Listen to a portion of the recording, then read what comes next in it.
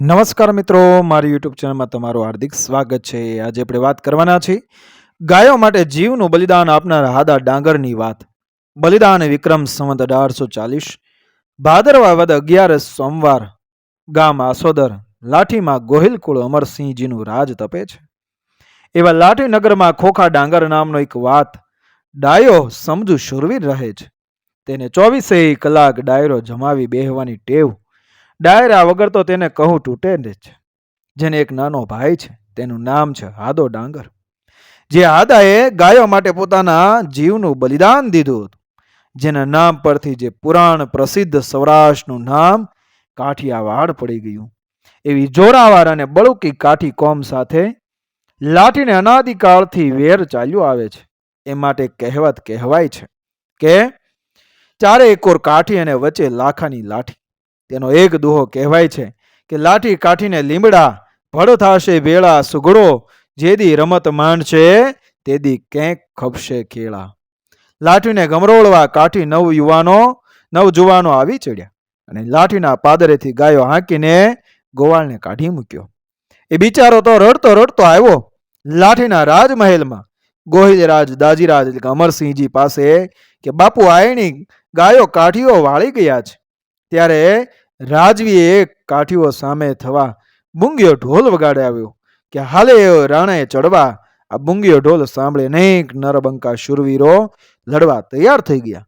પણ હાદા ડાંગરને ખબર નહોતી, તેણે સુતા સુતા ઢોલ ન સાંભળ્યો હોય એવું ન બને. અને તે જાગ્યો. હાદાના લગ્ન હજુ હમણાં જ થયા હતા. તેની આંખમાં હજુ ઊંઘ ભરી હતી. પણ નવડા પાસેથી નીકળ્યો અને હથિયારો ભેગા કરવા માંડ્યો. ઓરડામાં હાદો અને એની વહુ સિવાય કોઈ નથી. માં ઓરડાની સાંકળ ખોલતી નથી. માએ વાર્યો કે બેટા કંઈ નથી, પાછો સૂઈ જા, હજુ સવાર પડવામાં વાર છે. પણ બુંગીયો ઢોલ સાંભળી શુરવીર થોડો સૂતો રહે. હાદો કહે, માં આપણા ઠાકોર લાખાજીનું લાંબુ ગામતરું ને ઠાકોર દાજીરાજ બાળક ગણાય તો જવું જ પડે હો. માટે જલ્દી કમાડ ખોલો, જવું છે. માં દીકરાનો આ સંવાદ સાંભળતા તો નવોઢા આહિરાણી બોલી કે ફોઈ કમાડ જલ્દી ખોલો ને. પછી બોલી કે મરવું ઉત્તમ મરદને, રણભૂમિ માય સેજે જાય સ્વર્ગમાં, કીર્તિ કોટ કદાય. નવોઢાના આવા શબ્દો સાંભળતા હાદાની માએ બારણું ખોલ્યું ને ત્યાં તો હાદો સિંહની જેમ છલાંગ મારીને ઘોડા પર પલાણી ગયો. આ સમયે ઘોડાએ અપશુકનની એધાણી આપી જમીન ખોતરવા અને સૂંઘવા લાગ્યો. માએ જોઈ કહે, બેટા ન જતો સારું હો, ઘોડો જમીન ખોતરે છે, પાછી વળી છીંક આવી છે.